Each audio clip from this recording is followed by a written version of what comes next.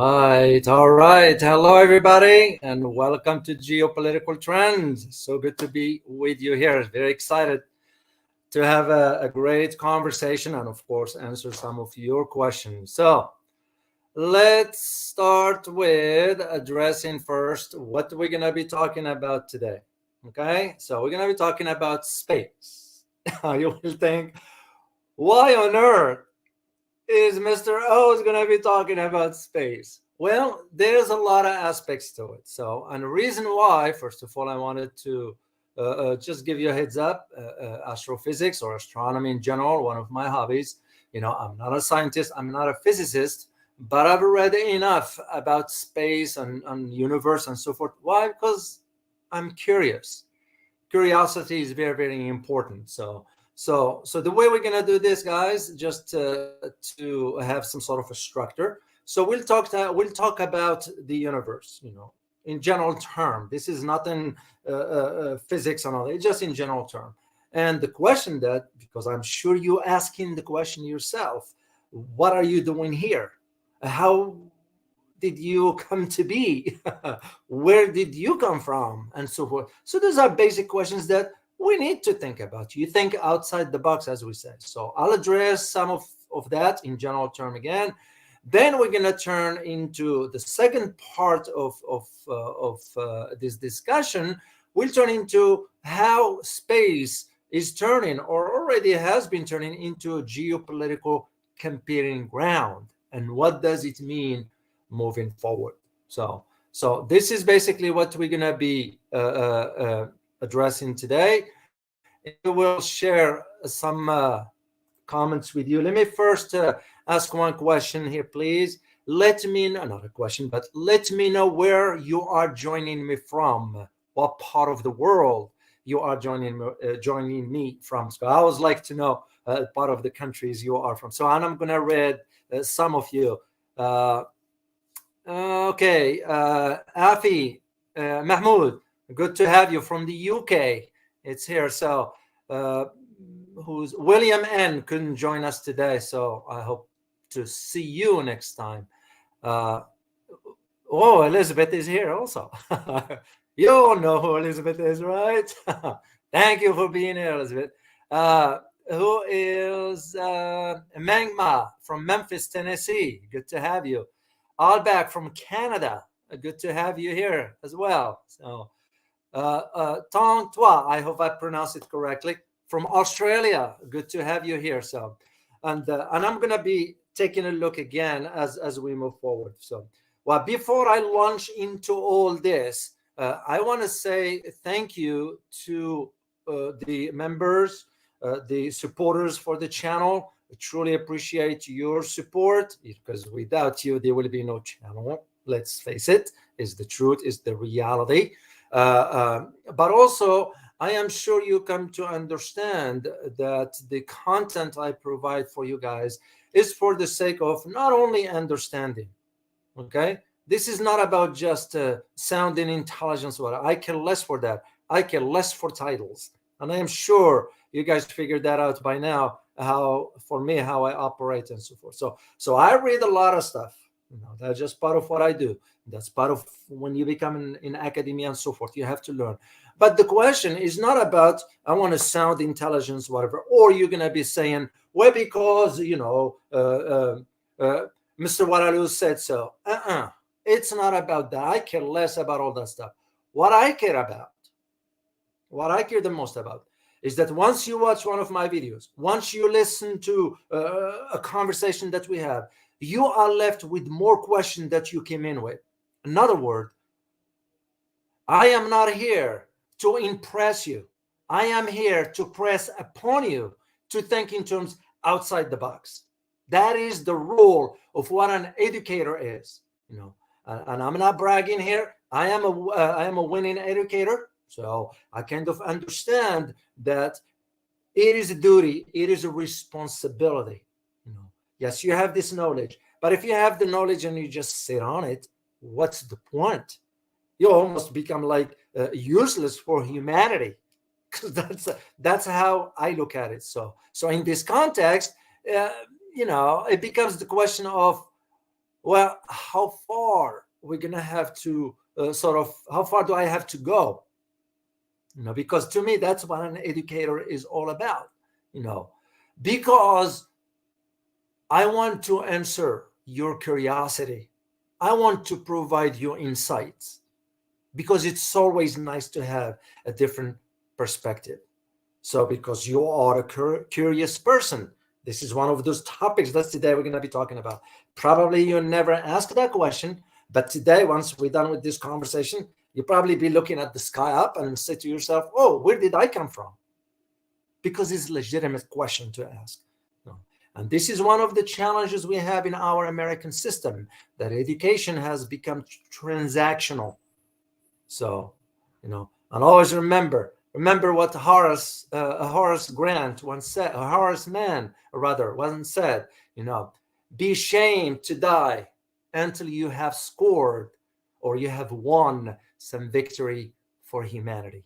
That is how important that is. So, that led me now to ask the question, what am I doing here? Because that's what it is. What are we doing here? Let me see if someone else here from some other parts of the world. Australia, who's from, okay, Canada, Albert. Okay, so let's move on with our conversation here.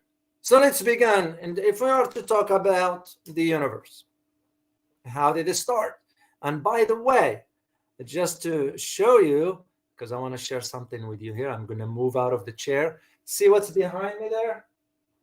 That's a telescope I just got for my birthday. Yeah. So with this, I'm going to be looking at two things. Once I set it up, of course, I'm going to be looking at N72 and N48. Those are stars that I'm going to be, because again, why?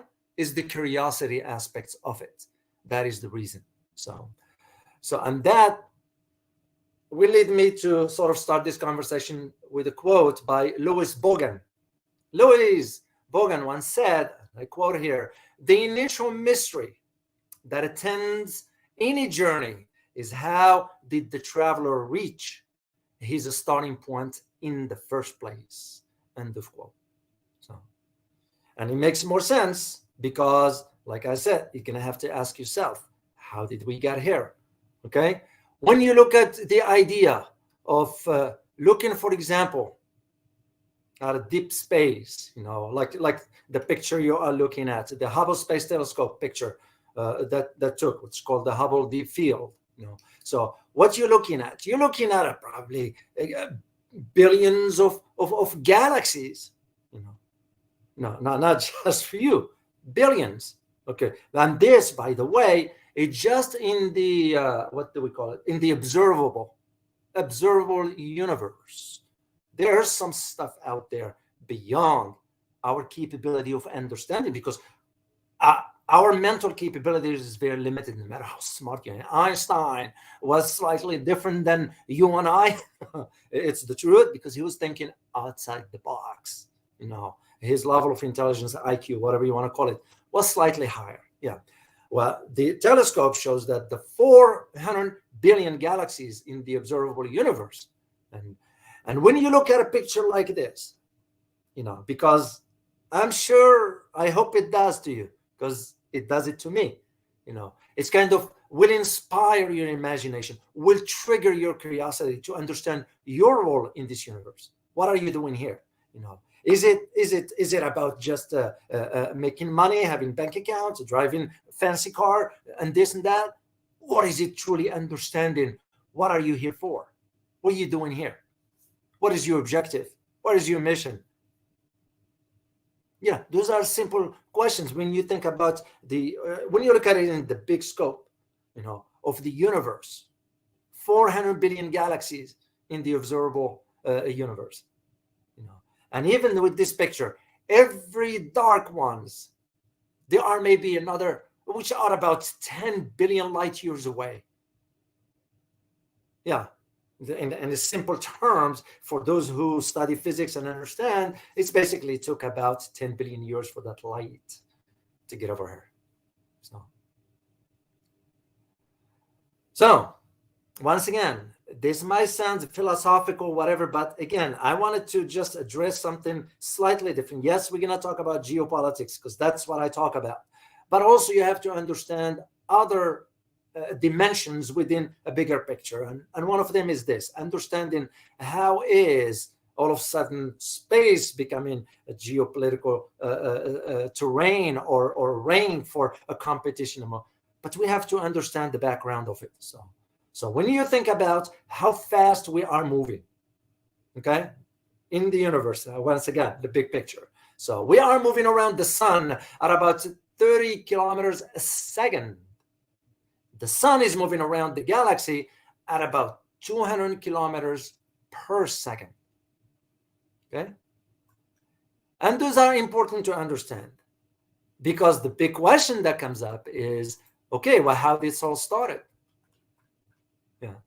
And it might be nothing there. It might be started from nothing. So there's a great book out there by Professor Lawrence Krauss. He talks about this because Lawrence Krauss is a particle physicist, very knowledgeable. I have great respect for the guy. I listen to him once in a while. I read his articles and so forth, and challenge the notion of that some of us, thinking in terms of, well, how it's all started.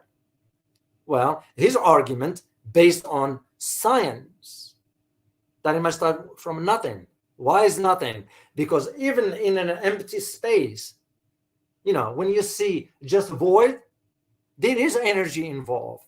And again, I'm not a particle physicist here, but at least based on what I researched and read, I understood the dynamics. So could it be the whole universe beginning start from that concept? Possibly, possibly not. Because when you think about the iron, the neutron, the photon, all the other elements that are, by the way, inside you, you become asked the question: am I part of that star up there that exploded a few billion years ago? And again, we just wanted to, because sometimes how you challenge the intellectual ability of one is to go outside the box, because anything that is uncomfortable for us, we tend not to dig into it because it's different, it's scary, it's challenging. And one of them is your existence. You go to bed, you wake up in the morning, and you ask yourself, okay, what have I done yesterday? What have I accomplished yesterday? Then all of a sudden you find out that, oh, am I doing the same thing that I did yesterday? So was I truly asleep, or was I just whatever? So once again, this is just some questions that some might not feel comfortable with. But again, just to understand how this works. So. And that leads me to talk about the idea of, if we are to think, like based on the image you are looking at, the deep field with all the space stuff here, you start to ask the question about, are there other civilizations out there? Are there other, should we use the term, worldly being out there? Are we just alone by ourselves? Are we the only smart intelligence? Because if we are think that we are the smartest, that will be very hubris of us. That's sort of an arrogance of us. We are so arrogant to think that we are the only smart creatures. Yeah. Because you'll think about it again outside the box. If another entity, whatever that entity is, we're able to visit here, then that suggests they are a little bit far advanced than us, So that becomes a question of what type of civilizations are out there. Could be others besides just us on Earth. Could we be unique in the universe, at least that we are in? Like the physicist Brian Greene talks about that you have to think of the universe as a whole like a loaf of bread. And each slice is a universe by itself. So it begs the question, are we the only one here? And if we think that way, Are we that smart? Because this is one reality that we need to accept, is that we are very minute, very useless in the universe. Universe doesn't care whether it makes sense to you or not, because universe moves on, because there are two things that matter, is that we are nothing in the universe, like whatever, we are sort of useless. And second is how the universe moving down the road by about, let's say, 2 billion years from now, how it's going to end, maybe. Because that's normal how the stars, the birth, the life and the death of star goes through a process. Like you and I. You are born, you grow up, you get old, you check out. Even though we call it death, even though those who argue that we just cross into a different dimension. That's possibly what it might be.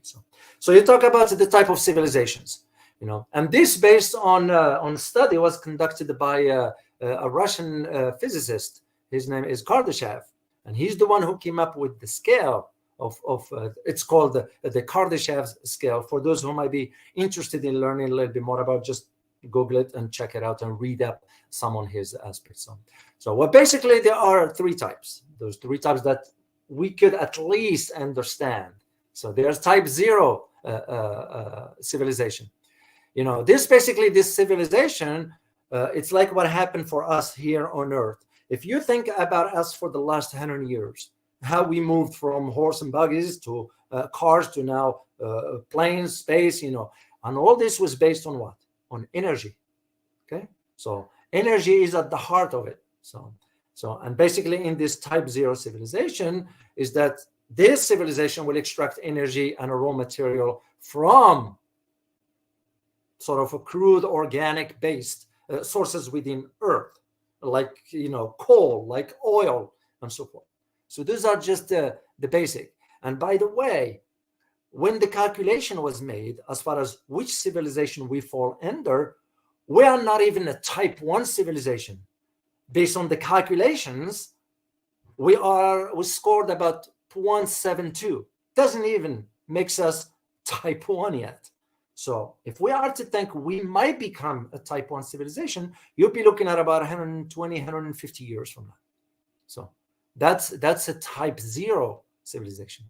Then you move into type 1, because type 0 deals with the Earth, where we are. Type 1 civilization will be dealing with planetary culture. So now you're dealing on the planetary level. This civilization will slightly be a little bit more advanced than how it is on Earth. For example, these kind of civilizations will be capable of, let's say, using available resources on planet Earth, but skillfully in one way that can improve on how to harness energy output of an entire world. Basically, when you think in a simple terminology here, you think about electricity and you think about watts, and the higher the watts, the stronger the energy is. In this type 1, you can think about 10 to the 15th power watts. That's basically how this civilization is, which, as I said earlier, if we are to move from type 0 to type 1, it will take us a good 150 years. So maybe your grand or great grandchildren might be in it, or your just grandchildren might be able to see some of them. Okay, type 2 civilization. Now you move from the planet into the stellar level. And what do I mean by this? You think about an event that took place in 2016. I don't know if you were aware of it or not. When an interstellar object entered our solar system. It's Uma. It was that cigar-shaped asteroid. There are those. It was a physicist from Harvard University at the time said that this is not an asteroid. This is some sort of starship of sort, because crossing through an interstellar, it requires some different type of energy, things far advanced that we can even imagine. So in type 2, this kind of civilization will be very, very far advanced than what we can even imagine by about, I feel comfortable saying by about 1,000 years or so, based on what I read. And the thing about this, in this type of civilization, they will be able to harness energy, like, for example, as we said in type 1, 10 to the 15th power. This one will be 10 to the 26th power. You all know that number is too big. That's too big. Basically, what you're looking at, if we are to look at this type of numbers, our brain cannot comprehend that. And this basically, for those who watch Star Trek, that will be something like that. And when you think about how long to travel within space, when you consider that one light year is about 6 trillion miles, or 9 trillion kilometers. Once again, just to tie it back to us, our existence in this universe, we are insignificant when you look at the big picture.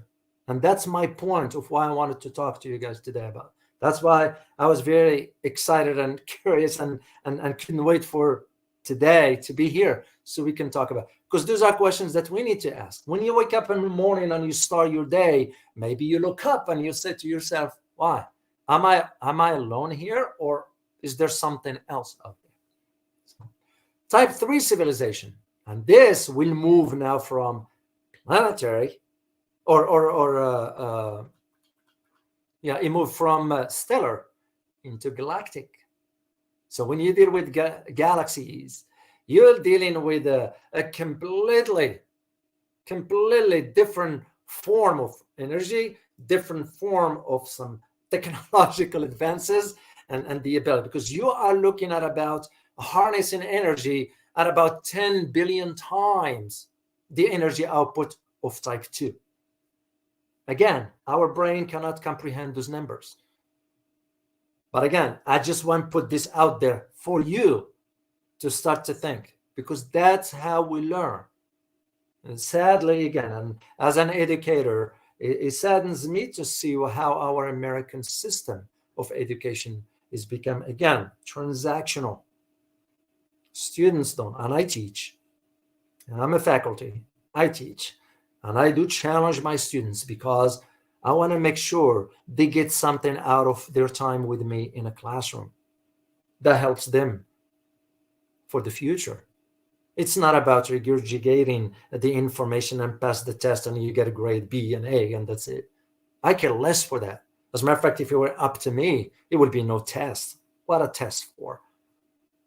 It's because we are sort of, what's the word I'm looking for? We are training students to only focus on grades. So the expansion of the mind is very, very controlled, very, very limited. They can't think outside the box. And that's, again, what prompts me to tackle something like this one here. So this kind of galaxies or civilization rather, because they can extract energy from about hundreds of billions of stars, because you remember, each galaxy will have about 100 billion stars in it. So that just gives you how vast the universe is. We can comprehend that. And that's why I said earlier at the beginning, the universe does not have to make sense to you. It doesn't care. Because how long do we live? 100 years max. If you take good care of your health, if you watch what you are consuming, and we just pass on. So when you think about the whole existence of the universe for about 13.8 billion years, our time on Earth here, it's like not even a blink of an eye. It's nothing. So this type 3 is when the travel across interstellar space is feasible. And feasible how? Through the machines? No. Sometimes this is where the wormhole comes in, black holes, that is. This is where certain very far advanced capabilities that we can't even comprehend.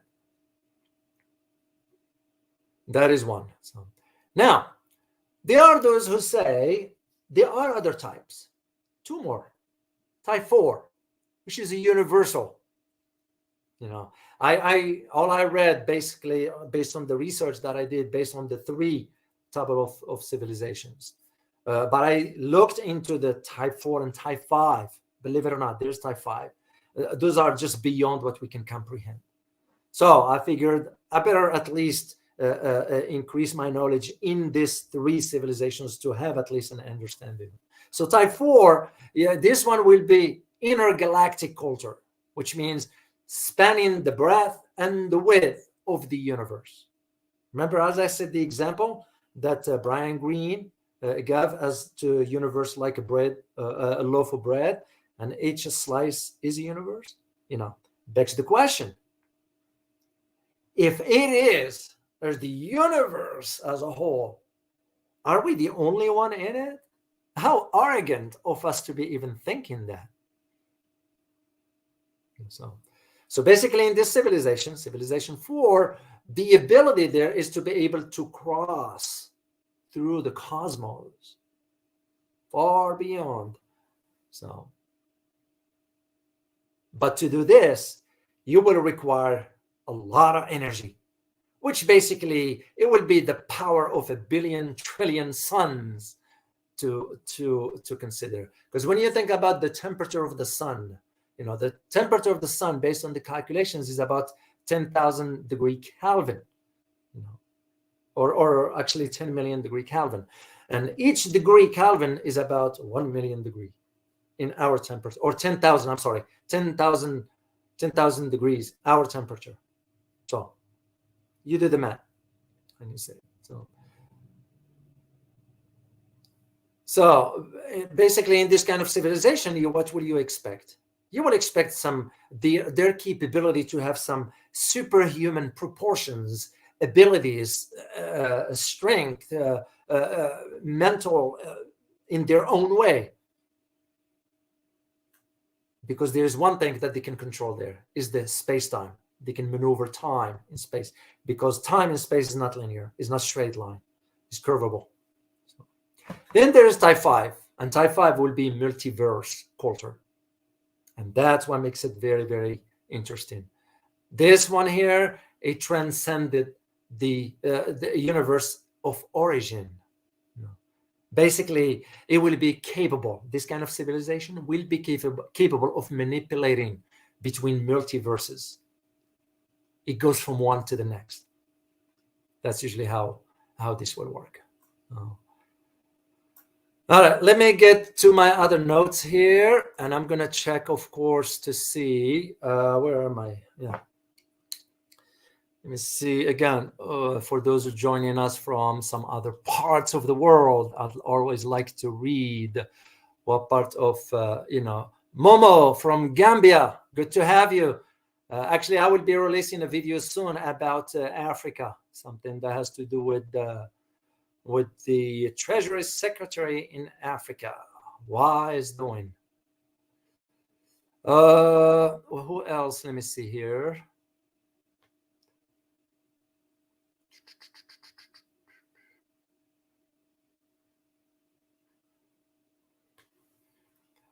Okay.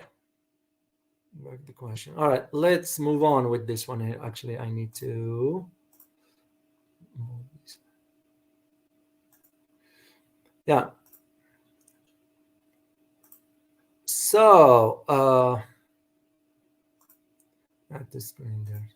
So let's move to talk about. I do know some of you last time put a question. Excuse me.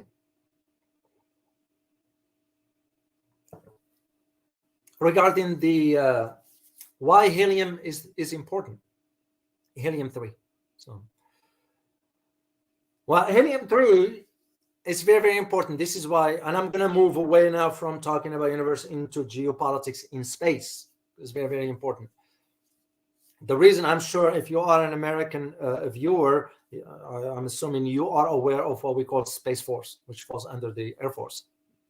Space Force concept is not new. Yes, the former President Trump signed off on it, but it's not new. It's existed from way back, even during the Reagan administration time, and that's how it all started. But So, and this is why you're seeing now a different approach to space, and I will address this one as we move forward. So here's the thing about helium-3. Helium-3 is abundant in the moon because back in the 80s, as I said, that was during the time when Reagan launched the Star War project. So back in the 80s, the scientists have estimated that there are about 1 million tons of helium-3 on the lunar soil. Could this explain why China went ahead forward with establishing its own space station? Could this explain why a few years ago the US Congress passed a bill or law prohibiting China from entering into the ISS, the International Space Station, which pushed China into creating its own? Could this has to do with helium-3? And the third other point to this is, could this explain why China went to the other side, the dark side of the moon, which, by the way, we didn't go back since Apollo 17 or 18, believe it or not. All the Apollo missions, but there was one or two, either 17 or 18, that went to the far side of the moon, and they never come back. So could this explain why China is moving into this? And again, I will address all this. So this is where the importance of helium-3. And helium-3 is because is leading now to this arms race or space race, if you will. And again, because the availability, the large quantity of helium-3 in space or in the surface of the moon. Because helium-3 in space is significant because you can try to develop nuclear fusion with it, or reactors, that is. And also, helium-3 does not create hazardous nuclear waste. That's one of the things. So, outer space basically holds virtually limitless amount of energy. And basically, whoever tap into helium-3, because just to give you an idea, the scale of this, you will be able to provide energy for the whole planet. That's how much important helium-3. And could this explain now why there is this race, space race that could turn a little bit ugly, if I may use the term. And I will tell you why as I move forward. So, the one thing about the helium-3, the material coming out of it, because it comes, as I said, it can be used rather for clean energy or clean reactors, that is. You can use it on heavy metals. And also it is very, very volatile because you can extract gases from it that it can become through asteroids, which can be harvested for use on Earth and in space. That is the important aspects of it. So the geopolitical competition is in space. How it's all started? Well, of course, it started between the United States and the Soviet Union, the US. And the thing is, one thing we do have here in America that, and I'll say it straightforward because I don't sugarcoat things, because that's what you would expect from me. We tend to react to events. We are not proactive. We never sort of take the initiative. We always react. And this, why am I saying this? Because that's what triggers the geopolitical competition in space between the United States and Soviet Union. The USSR back then successfully launched its first satellite, Sputnik, which was 1957, sent its first human, Yuri Gagarin, into orbit in 1961. Okay. So when this happened, the United States back then felt humiliated. That's what prompted, at the time back then, President Eisenhower, who created NASA, by the way. Why was NASA created? It was a reaction to the Soviet so-called threat from space.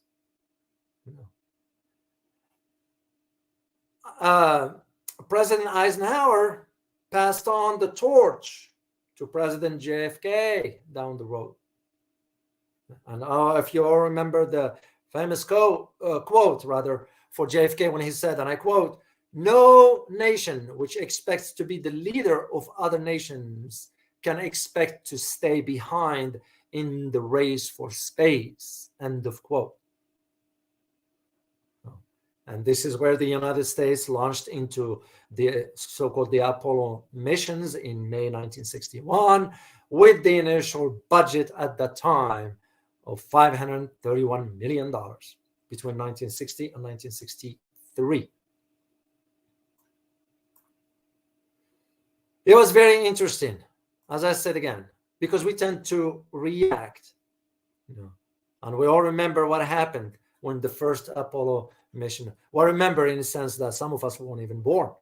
When I say remember, historically speaking, that when Apollo 1 was launched in 1973, all the 3 astronauts were killed. They were aboard.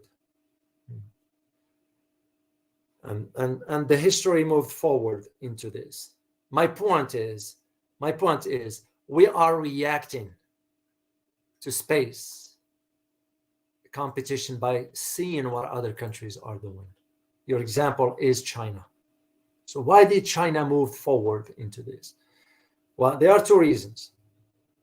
China moved forward with its space program is because it wants, first of all, to establish a presence there, okay? And second one, to ensure that it has the capabilities to defend its strategic interest. Because that's exactly what happened between the United States and Soviet Union. Because that competition between the 2 superpowers was the political justification. They both sought to propel their respective agendas when it comes down to space. Contemporary geopolitics, today's geopolitics competition in space is no different, except the players are different. Now you have China and the US. Well, China and Russia, by the way, they are joining forces in establishing some research facility in space because Russia has a major experience when it comes down to space. So it will be fair to say that the space race is approached from a security angle with one objective and one only: the dominance. Because the 3 countries, Russia, China, and the US, they are all delivering space assets, so to sort of a part of the military structure in space. So because the large competition, and I want you to get this, guys, because you're not going to hear it elsewhere, the competition in space is largely being focused on counter space capabilities. For example, depriving others, meaning other countries, of the benefit of superior space capabilities that has become priority. A few years ago, I recall when China tested a laser beam that shut down one of its satellites. The Pentagon went crazy about that, because what does it mean, basically, in a simple term? What it means that now China has developed a strength or capability that can just target US satellites in space. If you target US satellites in space, the US will become blind because those guided missiles won't be able to fly. Anything that navigation systems won't be able to work, and you will be able to control the battlefield in that case. That's what's leading to the space now competition, a fierce one behind the scenes, and both countries, China and the US in this case, are putting serious money behind the scenes. You look at it just from the aspects of the what you call GPS system. Well, there are 4 types of global systems. For example, the US GPS, the European Galileo, the Russian GLONASS, and the Chinese Beidou. Those are sort of parallel systems that illustrate what? The state of the competition that exists in space. And even with that, it is not enough. Yeah, this is why countries are moving into the direction of establishing their own capabilities, because they want to sort of uh, let me move this screen out here. There we go. This is why you get the countries moving into that direction of ensuring their space capabilities, because space will be it is not it will be, it is also the dimension by which the next future wars will be fought. This is where information comes in, technology comes in. So the next war moving forward, it will be technologically based, more than you can even imagine. And one advantage you will have, a country that is, if you have your capabilities in space. Because if you do, then you will be able to control the battle on the ground. As I said, if you blind the satellites, nothing else on the ground will work. That's just how this works, the system. That's why space is very, very, very important to understand its dimensions. Most countries, when I say most countries, the one with the capabilities, well, there are only three that matter: US, Russia, and China. You think about Japan can send the satellites, yes, but this will have to go either with the European Space Agency or the US. India can send its own satellite, but those are on a limited, small scale. Even Iran can send space satellites, but those are on small scale. We're talking about strategic location of assets in space, what China is doing, what the US is doing, what Russia is doing. That is where the next frontier is going to be. So it will be very, very interesting to see the dimension of this. So let me see, first of all, if there are any questions here from you guys. Please, if you put your question, just put a question so I know it's question, not statements, and I will be happy to answer a few questions for you here. So, all right, let me go back to the top here and start from a roll down. Okay.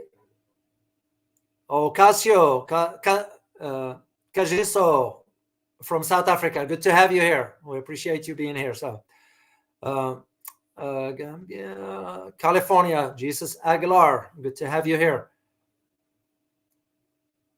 Okay.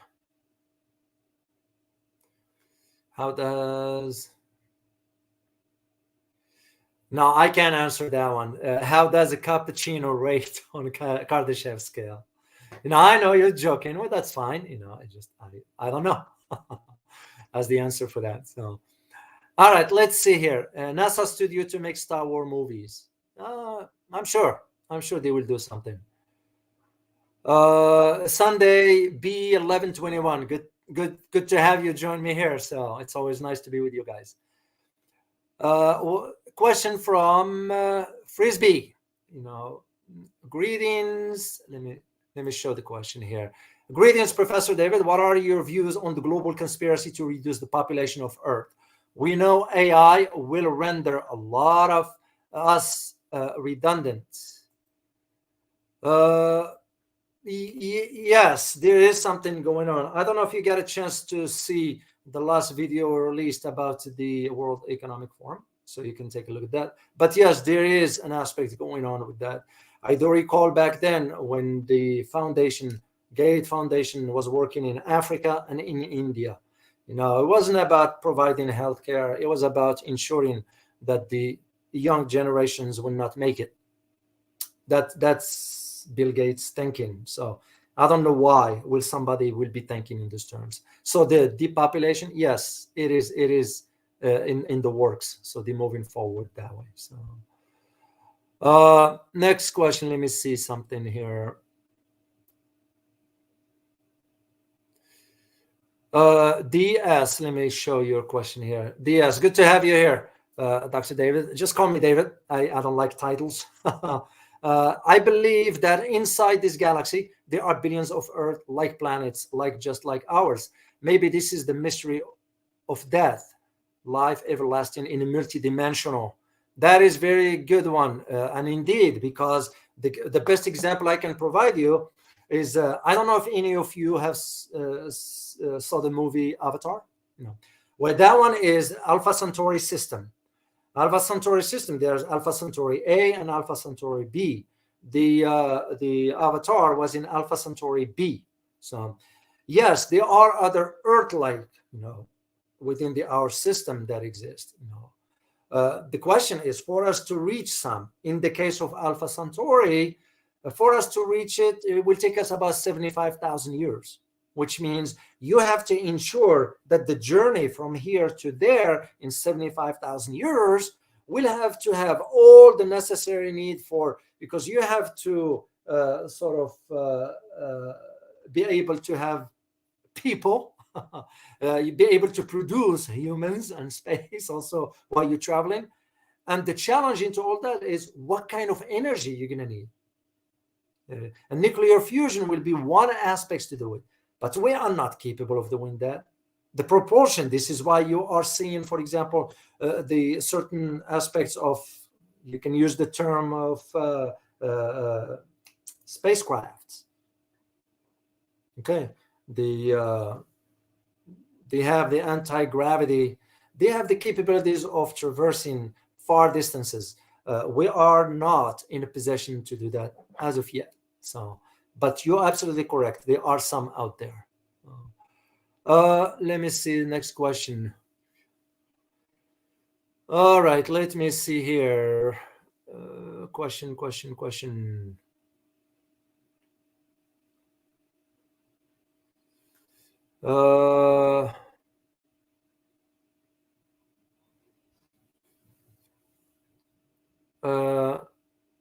Okay, let me show this one here. Tato Verde, good to have you here. Do you think that cooperation for conquest of space will yield much more than competition? I do see that, but I do see also how this will change the believe it or not, geopolitics on Earth. It would impact it. And the way I see it is if you have, for example, if you have China and Russia joining efforts, the U.S. might not be able to compete with both, because two fronts, it's too much, And if they do, if China and Russia, they can become sort of a little bit of dominance. I do believe for us in the United States, we do have the resources, and this is one thing I said earlier about us reacting. The moment that happens, when China and Russia really force some strength in space, you're going to see so much money thrown into the programs for space here in the US. Let alone that most Americans do not know that we spent about $20 trillion so far on space, And there are certain things that, of course, the government will not be able to disclose. That comes the idea of Area 51. And there is a lot of conversation going into this. Dan Fuerte, energy is fundamental to industrial civilization. You're absolutely correct. So, based in the Arctic. Let's see another question here from Alba Back. Why did the U.S. establish a Space Force base in the Arctic? Why did the U.S. did not establish a base? Well, it's first of all, Russians are already in the Arctic. There is a base there called Glover. I wish I could pull up the picture of it. I had a chance to see it, not physically, but so the images of it from a different source. It's very highly advanced, technical advanced, and is surrounded by some special type of missiles that Russia placed over there to protect the Arctic. The reason why Arctic is very crucial, Arctic holds about $35 trillion worth of untapped resources under the ice. There is a lot in the Arctic. And as a matter of fact, that is the reason why Russia went ahead and planted a titanium flag on the ocean floor in the Pacific. This is why China invested a lot of money in the Arctic. They are building, as a matter of fact, pipelines that's going to bring the energy, gas and oil, and natural gas from the Arctic into China. So excuse me, there's a lot going on in the Arctic. Okay, let me see the next one.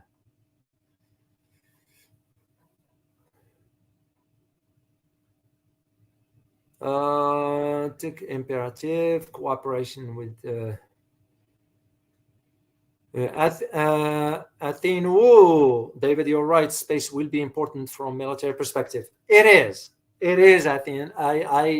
As a former military myself, as one who worked in Washington, D.C., so I had a chance to be aware of certain aspects. Of course, I can't talk about certain things.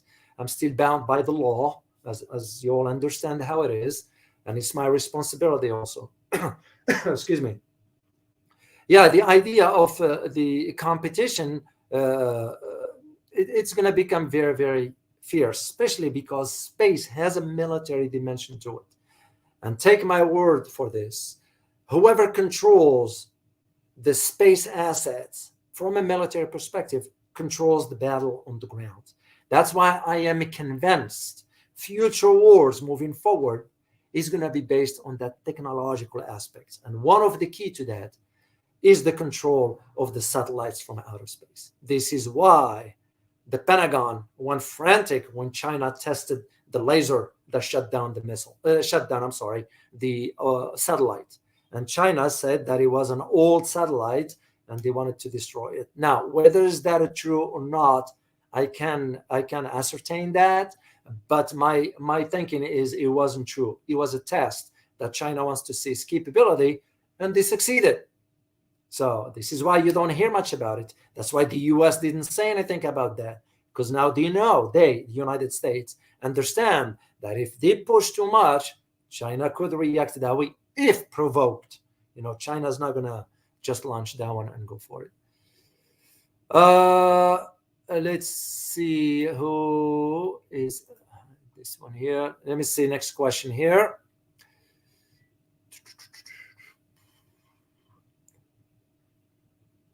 Okay, show S. Where are you from? Come in. Where are you joining me from? S. Okay, question. What role will be the Europeans take in the space race? Will they be able to keep up with other bigger powers? That's a good question. That is a good question. Yes, they will, because the European Space Agency work in collaboration with NASA. So, of course, NASA will always take the lead, but space agencies will not compete by themselves. That's why they are always joined, where, like, for example, when they had the Hadron in Switzerland, the collider for the neutrons, just to see what will come out of it. A lot of scientists, particle physicists from Europe, were, as a matter of fact, scientists from around the world took part. To me, the Hadron collider was a great example of international cooperation. I wish most countries will just cooperate. It's one Earth we all share, and it will be peaceful existence for all of us, just passing through here. We like I said earlier, when you think about your role in the universe, how long do you live here? 100 years? What is that in the time of the universe? Nothing.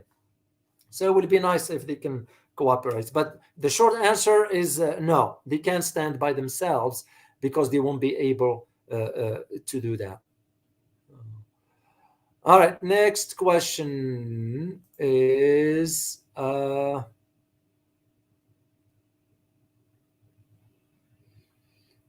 okay, I guess I don't have any more questions here.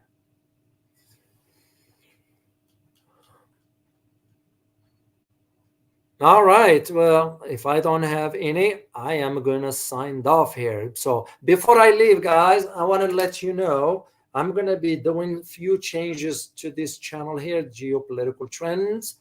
And I will be, probably when I do a video or whatever, I'm going to ask you to put your questions in the comment section. And we will take it into a live stream, or I can do a video just to answer your questions. So I'll explain this as we move forward. I am also going to be doing the webinar. I'm getting closer to that. There's a lot of moving parts. Also, I'm in the process of writing my book about China. So you can only imagine, there's only 24 hours in a day. And I usually don't like to mess around with my sleep time. I don't I don't stay up late. I'm in bed by 2100 hours. I don't stay up late. So anyway, I appreciate you being here, guys. It really means a lot to me. And I look forward to seeing you next time. And as always, your support means a lot to me. And thank you all.